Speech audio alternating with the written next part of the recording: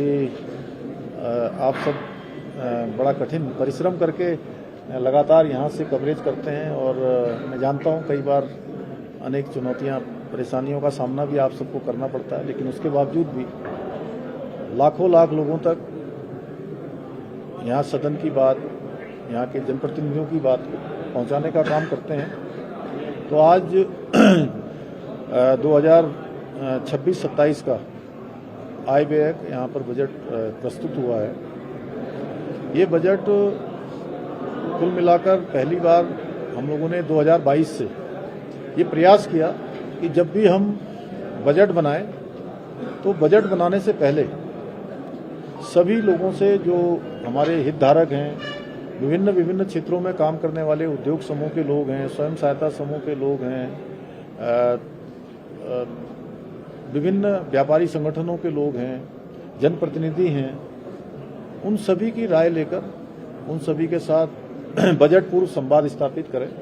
वो बजट पूर्व संवाद हमने स्थापित किए थे कुमाऊं, गढ़वाल, देहरादून, सभी स्थानों पर, और उनकी जो राय आई थी, जो उन्होंने सलाह दी थी, हमने प्रयास किया कि उसको हम बजट में समाहित करें, बजट में उसको सम्मिलित करें। हर संभव हमारा प्रयास था और माननीय प्रधानमंत्री जी के नेतृत्व में जो देश का बजट प्रस्तुत किया गया, उस बजट से भी प्रेरणा लेते हुए, उसी को आगे बढ़ाते हुए कि विकसित भारत के संकल्प को पूरा करने में विकसित उत्तराखंड का भी अपना योगदान हो।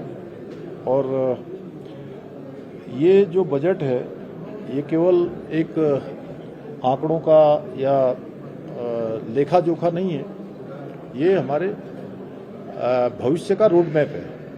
भविष्य में हम किस प्रकार से काम करने वाले हैं, किस दिशा में काम करने वाले हैं, किस प्रकार का उत्तराखंड हम बनाने वाले हैं, हम अपने महिलाओं के लिए इस बजट में किस प्रकार से उनको और आगे बढ़ाने के लिए और उनका प्रोत्साहन करने के लिए, सहायता करने के लिए जो प्रावधान हम कर सकते हैं, प्रावधान हमने इस बजट में किए हैं। नौजवान युवाओं को कौशल विकास से जोड़ते हुए अनेक गतिविधियां उनकी संचालित हो, शिक्षा भी हो उनका कौशल भी हो, और हर दृष्टि से वो रोजगार के क्षेत्र में भी आगे बढ़े और रोजगार केवल पाने वाले नहीं, रोजगार खोजने वाले नहीं, बल्कि आने वाले समय में वो रोजगार देने वाले बने। इस दृष्टि से भी इस बजट में प्रावधान है। साथ ही हमारे अन्नदाता, जो विकसित भारत के संकल्प में जिनका बहुत बड़ा योगदान होने वाला है, उस दृष्टि से भी, उसमें भी अन्नदाताओं के लिए विशेष रूप से इस बजट में हर दृष्टि से प्रावधान है और एक अच्छी राशि इसमें जो है नियत की गई है। इसी प्रकार गरीबों के लिए, समाज के जो अंतिम छोर में रहने वाले लोग हैं, उन सभी को इस बजट से मदद मिले, उनको सहायता मिले, विकास आगे बढ़े, उस दृष्टि से प्रयास किया गया है। बजट में विकास भी है, विरासत भी है, और संस्कृति और आधुनिकता, इन सभी का संतुलन, केदार और मानस दोनों की जो आध्यात्मिक ऊर्जा है, उस ऊर्जा को राज्य के हित में लगाया जाए, राज्य के हित में उसका अच्छा उपयोग हो, उसकी सहायता लेकर हम आगे बढ़ें। और लगभग 1,11,000 करोड़ रुपए का ये बजट है और राज्य के इतिहास में विकास की निरंतरता को दर्शाता है। राज्य गठन के समय हमारी जो जीएसडीपी थी, उसका आकार लगभग 14,500 करोड़ का था, जो वर्तमान में लगभग 3,81,000 करोड़ रुपए अनुमानित हो गया है।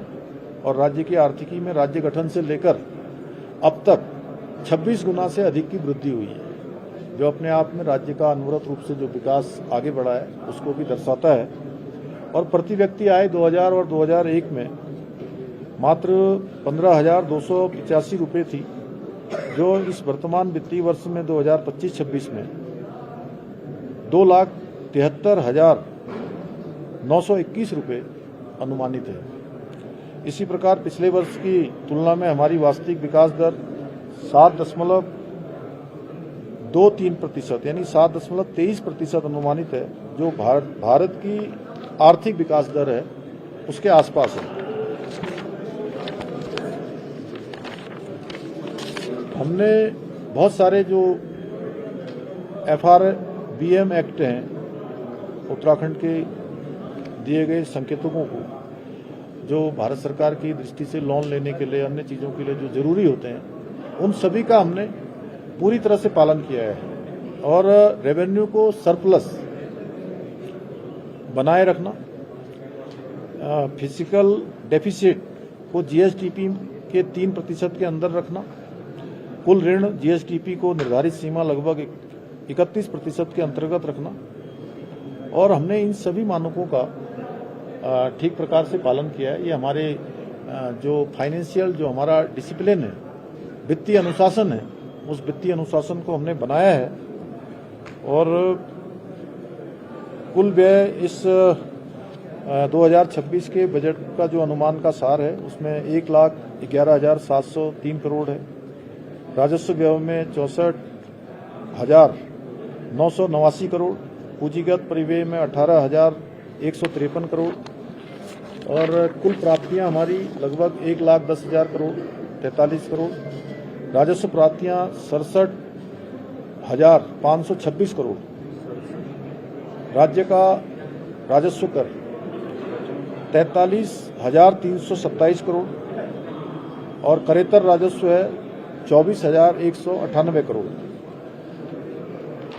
आदरणीय प्रधानमंत्री जी के द्वारा भी निरंतर रूप से, लगातार समय समय पर हमारे राज्य के साथ जो उनका विशेष लगाव है, और कोई भी ऐसा मौका नहीं होता है जब भी कोई उत्सव हो, कोई प्रमुख कार्यक्रम हो, या देश विदेश में वो कहीं भी हो, तो हमारे राज्य को अवश्य उनका वो स्मरण में रखते हैं।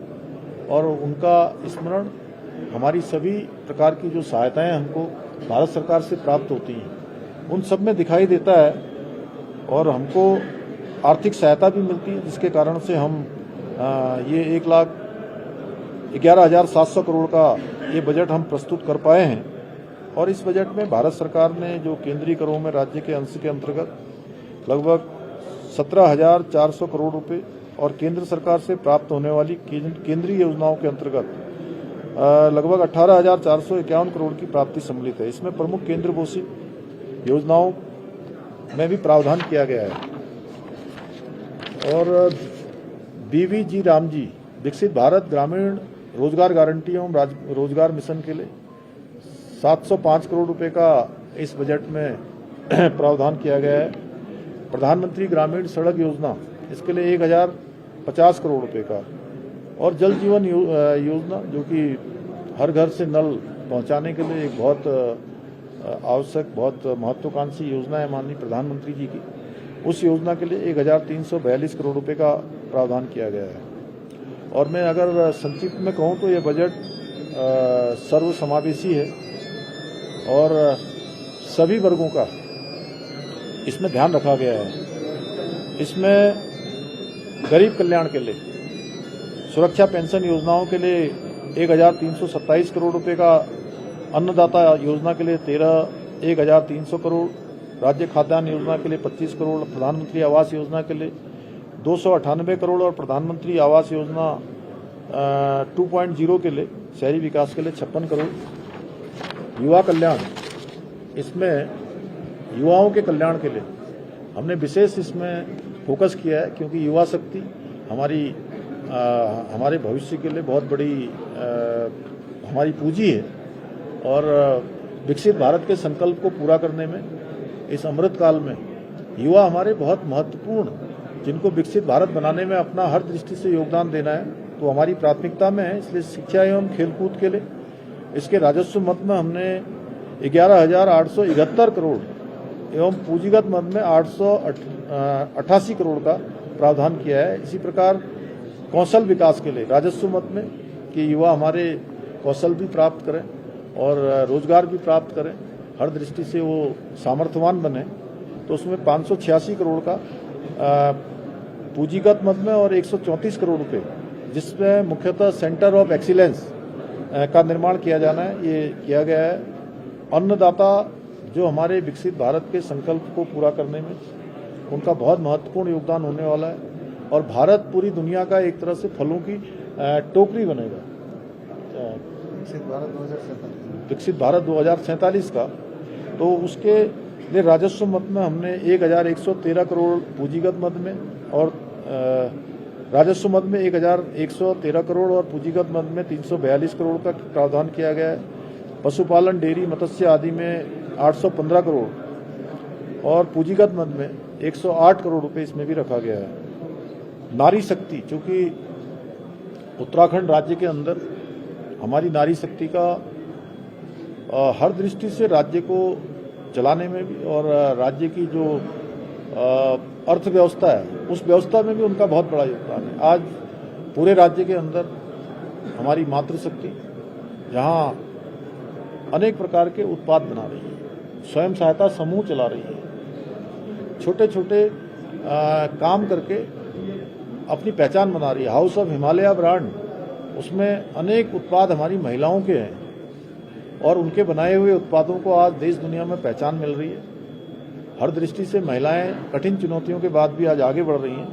इसलिए इस बजट में समर्पित रूप से महिलाओं के कल्याण के लिए जो जेंडर बजटिंग है, अभी किसी मित्र ने मुझे पूछा भी था अभी नीचे आते हुए आप ही में से कि एक बड़ा बजट इसमें रखा गया है, तो ये हमारी प्राथमिकता में है।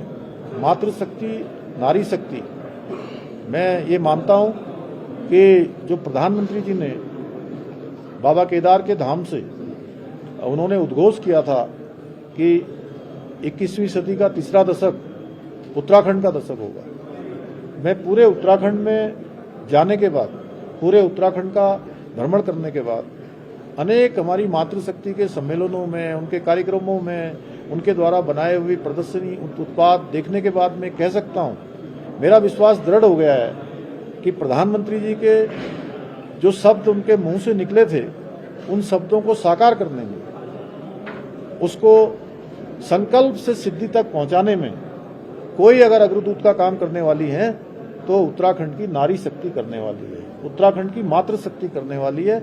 वो इस की ध्वजवाहक हैं, सबसे आगे चलने वाली है। इसलिए हमने इस जेंडर बजटिंग के अंतर्गत 19,692 करोड़ रुपए का बजट का हमने नारी शक्ति के लिए प्रावधान किया है। आप ये मान सकते हैं कि लगभग 20% 1/5 के लगभग ये बजट हमने मातृशक्ति के लिए इसमें प्रावधान किया गया है। इसमें सक्षम आंगनबाड़ी एंड पोषण की योजना के लिए 598 करोड़, प्रधानमंत्री पोषण मिशन के लिए 149 करोड़, राज्य में प्रसूता के लिए ईजा बोई सगुन योजना के लिए 14 करोड़, मुख्यमंत्री महालक्ष्मी किट योजना के लिए 30 करोड़, नंदा गौरा के लिए 220 करोड़। इसके अतिरिक्त लोक निर्माण विभाग में एक बड़ी धनराशि 2,501 करोड़ रुपए का, ऊर्जा विभाग में 1609 करोड़ की और लघु सिंचाई में 1642 करोड़ की योजना है। इसके अतिरिक्त इस बजट के माध्यम से कई नई योजनाएं भी हम राज्य के अंदर प्रारंभ कर रहे हैं और विशेषकर इस वर्ष के समाप्ति पर 2027 जैसे इसी वित्तीय वर्ष के अंतर्गत वर्ष 26-27 में 27 के प्रारंभ में मकर संक्रांति के दिन से हमारे राज्य के अंदर कुंभ मेला प्रारंभ होगा और इस बार का कुंभ ये हमारा बहुत भव्य हो, दिव्य हो, उसके लिए हम लगातार काम कर रहे हैं, लगातार प्रयास कर रहे हैं, लगातार मीटिंगें हमारी हैं, लगातार समीक्षाएं हो रही हैं। मैं भी और मेरे समेत सभी लोग शासन के स्तर पर भी लगातार समीक्षाएं हो रही हैं और कई सारे काम हमने प्रारंभ कर दिए हैं। मैं आदरणीय प्रधानमंत्री जी का धन्यवाद करना चाहता हूं कि हमने उनसे अनुरोध किया था कि इस बार हम कुंभ मेला यहाँ पर आयोजित कर रहे हैं और 2021 में हमारे राज्य के अंदर कुंभ हुआ था, लेकिन उस समय आप सबको पता है कि कोरोना महामारी के कारण से वो बीच में ही थोड़ा बहुत ज़्यादा नहीं हो पाया, बीच में ही उसको रोकना भी पड़ा था क्योंकि महामारी फैल गई थी। इसलिए इस बार कुंभ में बड़ी संख्या देश दुनिया के लोगों की आने वाली है तो प्रधानमंत्री जी ने हमको तत्काल सहायता के रूप में 500 करोड़ रुपए की धनराशि भारत सरकार ने हमको दी है, जिससे हम अपने अवस्थापना के कार्य तैयारियों के काम आगे बढ़ा रहे हैं तेजी से।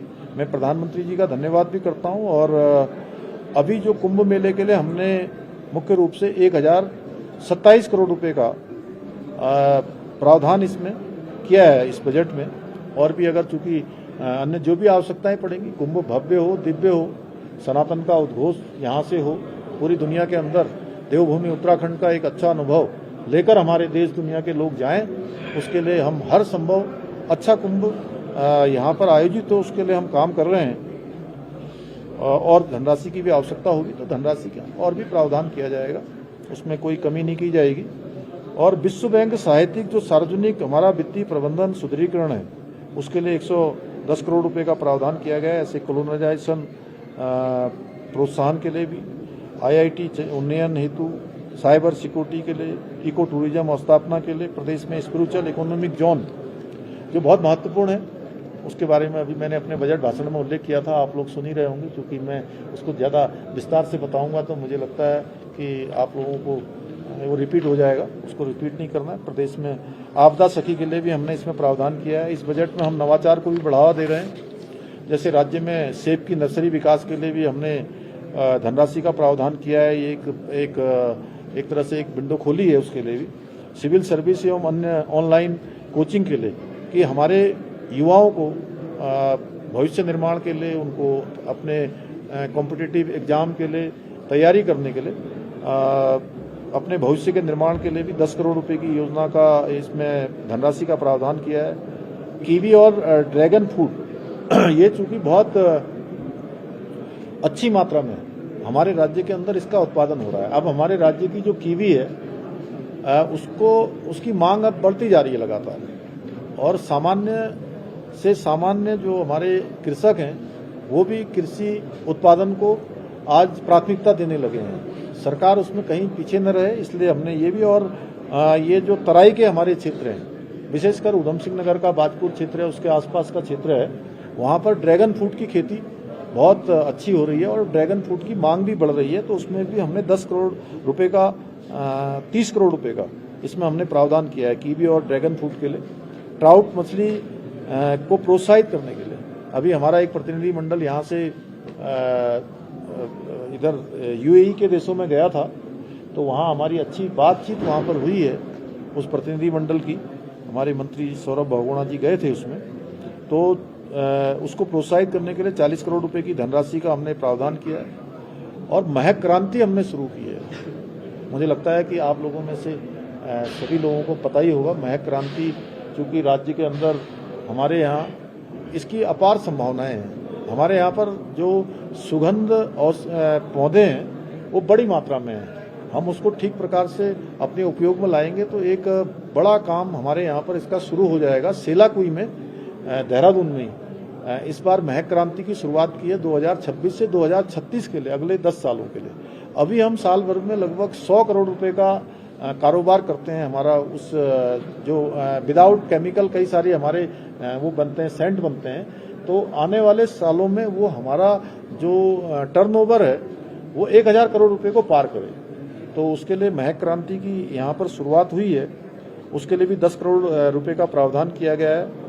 आर्टिफिशियल इंटेलिजेंस, AI और इमर्जिंग टेक्नोलॉजी, आजकल AI का जिस प्रकार से आज पूरे देश और दुनिया के अंदर AI की आवश्यकता हो गई है, वो हमारे लिए भी एक चैलेंज है कि हम इस दौड़ में पीछे न रहें। तो उसके लिए भी 13 करोड़ रुपए की धनराशि का उच्च शिक्षण संस्थाओं में ऑनलाइन कोर्सेज के माध्यम से गुणवत्ता युक्त शिक्षा हमारे सभी उच्च शिक्षा प्राप्त करने वालों को मिले, उसके लिए भी 16 करोड़ रुपए की धनराशि। और हरिद्वार ऋषिकेश गंगा कॉरिडोर और साथ में शारदा कॉरिडोर और इसके साथ में ही सनातन कॉरिडोर और सरयू कॉरिडोर, ये हमने कुछ ये नवाचार के रूप में कि राज्य के अंदर हमारे यहाँ से गंगा जी निकलती हैं, तो ऋषिकेश और हरिद्वार आज पूरी दुनिया के लोग आते हैं। तो पूरी दुनिया के लोग आते हैं तो जैसे काशी में काशी कॉरिडोर बना है, उसी की तर्ज पर उसी से प्रेरणा लेते हुए हमने कि यहाँ पर गंगा कॉरिडोर और जो हमारे घाट हैं, हमारे कई अन्य स्थल हैं, उन सब का पुनर्विकास हो, एक पथ सबको मिले, उसके लिए ये प्रारंभ किया है। तो उस काम को हम शुरू कर दिया है। और वहाँ माँ पूर्णागिरी के धाम जाने वाले और पूरे साल भर कई लाख लोग माँ पूर्णागिरी के दर्शन के लिए आते हैं। तो वो शारदा जी पर शारदा रिवर फ्रंट बने, शारदा रिवर फ्रंट और इन सब मिलकर इसमें भी चूंकि एक फंड खोला है, लेकिन आने वाले समय में ये हमारा लगभग 1500-2000 करोड़ का जो है, इसमें भी बजट का हमने प्रावधान किया है। जो भारत सरकार का शासकीय जो फंड भारत सरकार हमको विशेष सहायता के रूप में देती है, उसमें हमने इसका प्रावधान किया गया है। तो अब ये बहुत विस्तार से मैंने आपको सब चीज़ें बताई दी हैं। चाहे संतुलन है, इसके बारे में अगर आप संतुलन के बारे में पूछेंगे तो इन सभी बिंदुओं को ध्यान में रखते हुए ये बजट हमारा बनाया गया है। इसमें अगर मैं संतुलन की बात करूं तो समावेशी एस, इसका मतलब है कि समावेशी एस से, आत्मनिर्भर ए से, नई सोच एन से, तीव्र विकास टी से, उन्नत गांव एवं शहर यू से, लोक सहभागिता यानी कि लोगों की जन सहभागिता भी हो एल से, आर्थिक शक्ति ए से और न्यायपूर्ण व्यवस्था एन से। तो इस प्रकार से इस बजट में ये सभी प्रावधान हैं। और केदार, अभी मुझे ये डसीला जी यहाँ पूछ रहे थे रास्ते में आते हुए, केदार और मानस का आपने जो है बड़ा समन्वय किया है। तो मैं केदार के बारे में भी बता देता हूँ आप लोगों को। अब अलग से आप लोग नहीं पूछोगे इसके बाद मुझे उम्मीद है। क्यों अजीत भाई, ठीक है? हाँ। तो के से कौशल विकास, ई से इकोलॉजी संवर्धन, डी से धरोहर संरक्षण, ए से अवसंरचना निर्माण, आर से रिवर्स माइग्रेशन। केदार हो गया। और मानस से है मंगलकारी, अवसर युक्त, नवोन्मेषी, आध्यात्मिक और सांस्कृतिक गतिविधियां, ये मानस हो गया हमारा। तो कुल मिलाकर मुझे लगता है कि जो मुख्य चीजें थी मैंने कोशिश की है। वैसे तो ये बजट लगभग ये मैंने जो 51-52 पन्नों में अभी अंदर यहाँ सदन के सामने प्रस्तुत किया है, वो बहुत संक्षिप्त है। ये बजट हमारा 1500 पेजों से अधिक का है। तो विस्तार से उसमें सभी चीजें रखी गई हैं। हाँ, डिजिटल हो गया। तो प्रधानमंत्री श्री नरेंद्र मोदी जी के जो विजन है हमारे राज्य के, उस बजट को भी धरातल पर ये बजट उतारता है। डबल इंजन सरकार के कारण जो राष्ट्रीय परियोजनाएं तेजी से आगे बढ़ रही हैं, उसका भी इसमें प्रावधान किया गया है। निवेश और पर्यटन में ऐतिहासिक रूप से हमारे राज्य के अंदर वृद्धि भी हुई है। और हमने बहुत सारे काम जो पहली बार राज्य के अंदर किए हैं, ऐतिहासिक कार्य जो पहली बार हुए हैं, चाहे वो समान नागरिक संहिता लागू करने वाला देश का पहला राज्य हमारा उत्तराखंड बना, सख्त नकल विरोधी कानून लागू हुआ, अवैध निर्माण के खिलाफ बड़े पैमाने पर बड़ी कार्रवाई हुई, राष्ट्रीय खेलों का आयोजन हुआ, खेल विश्वविद्यालय की स्थापना हुई, और जीईपी ग्रॉस एनवायरनमेंट प्रोडक्ट लागू करने वाला भी, चूंकि हमने शुरू से कहा था कि हम राज्य के अंदर जो हमारी विकास की सोच है, उस सोच में इकोलॉजी और इकोनॉमी दोनों का संतुलन बने। इसी प्रकार से गरीब, युवा, अन्नदाता, मातृशक्ति, ये सभी को रखा गया है। स्वास्थ्य के क्षेत्र में भी एक बड़ी धनराशि इसमें 600 करोड़ रुपए की अटल आयुष्मान योजना के लिए रखी है। और उत्तराखंड के अंदर रहने वाले हर एक व्यक्ति के लिए जिसने अटल आयुष्मान का कार्ड बनाया है, 5 लाख रुपए तक का उसको इलाज जो है यहाँ पर मिल रहा है। और हमने प्रयास किया है कि चाहे सरकारी अस्पताल हो या निजी अस्पताल हो, वहाँ पर उनको समय से और ठीक प्रकार से उनको ये सुविधा मिले। हर जिले में स्वास्थ्य सुविधाओं का विस्तार हो। महिला सशक्तिकरण हमारे लिए विशेष है। युवा और पर्यटन, प्रदेश में इन सालों में पर्यटन में भी बड़ी ऐतिहासिक रूप से पर्यटक हमारे बढ़े हैं। पहली बार 6 करोड़ पर्यटक आए हैं। और इसीलिए हमने मानसखंड मंदिर माला मिशन, केदारखंड मंदिर विकास, home stay, eco tourism, adventure sport, इन सभी को बढ़ावा देने का इसमें प्रावधान किया है। और इसका लक्ष्य है उत्तराखंड को ऑल सीजन टूरिस्ट डेस्टिनेशन बनाया जाए। कृषि और बागवानी के क्षेत्र में बहुत संभावनाएं हमारे राज्य के अंदर हैं। उद्योग और स्टार्टअप के क्षेत्र में भी बड़ी संख्या बढ़ी है। जहां 700 हमारे स्टार्टअप होते थे वो बढ़कर आज हमारे 1700 से भी ज़्यादा हो गए हैं। 1000 स्टार्टअप एकदम से बढ़े हैं। इसी प्रकार एमएसएमई में छोटे उद्योग हमारे कई हजारों की संख्या में आगे बढ़े हैं। और पर्यटन हमारा एक पर्यटक प्रदेश है, पर्यटन हमारा मुख्य आधार है और इसलिए हमने इनमें कृषि, बागवानी, उद्योग, स्टार्टअप, पर्यटन तीनों पर विशेष ध्यान दिया है। और पर्यटन इस पे PMGSY चूँकि ग्रामीण सड़क योजनाएं गांव-गांव तक पहुंचे, घर-घर तक पहुंचे, इसका भी प्रावधान करके 1050 करोड़ रुपए का इसमें पहले से ही है। और इसका संदेश है कि हमारा इंफ्रास्ट्रक्चर के विकास से अंतिम व्यक्ति तक सभी जो हमारी योजनाएं उनका लाभ मिले। मजबूत गांव से मजबूत उत्तराखंड हमारी सरकार की नीति है, चाहे वो वाइब्रेंट विलेज योजना हो, ग्रामीण आजीविका मिशन हो या शहरी पार्किंग और स्मार्ट सिटी योजनाएं हैं। सुशासन पारदर्शिता का भी नया मॉडल ई-ऑफिस 865 कार्यालयों में लागू है। अपनी सरकार पोर्टल में 975 सेवाएं घर बैठे मिल रही हैं।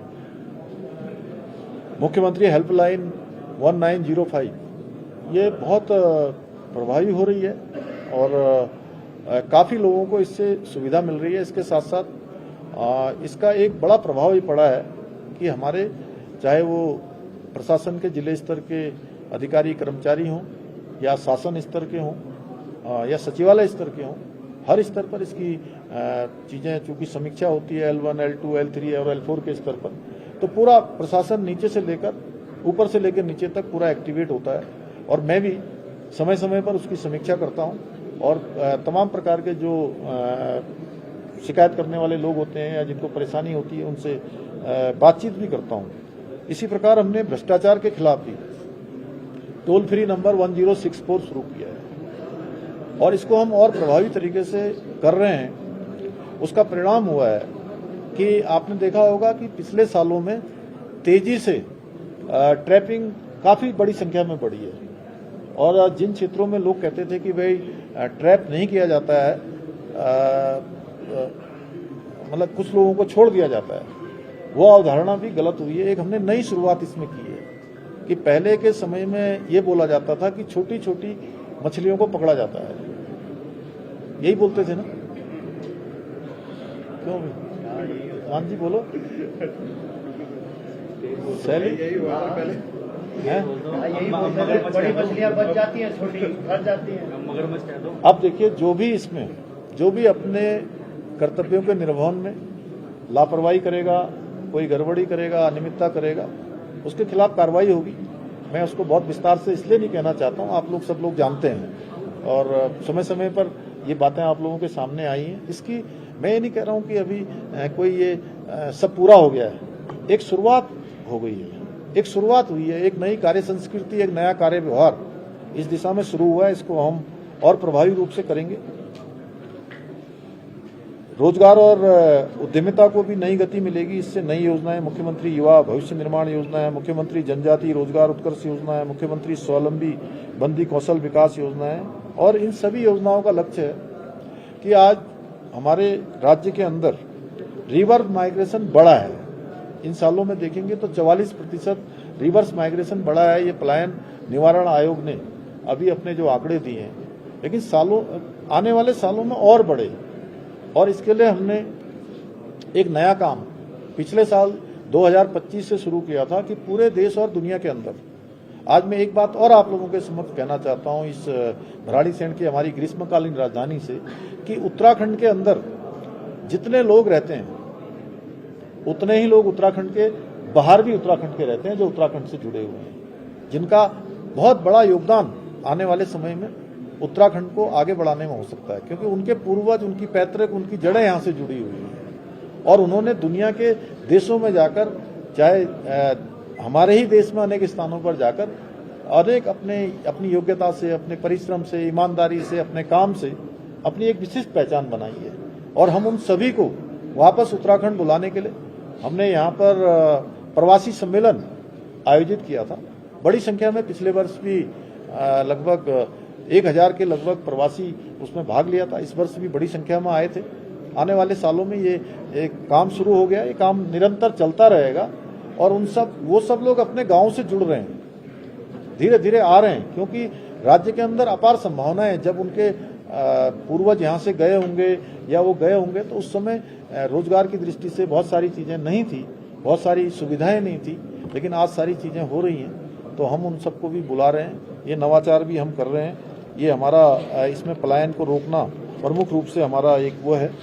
तो मुझे लगता है कि बोलते रहेंगे तो बोलते ही रह जाएंगे, लेकिन आप लोग भी सोच रहे होंगे कि अच्छी प्रेस हो गई अब हैं, तो इसलिए जो है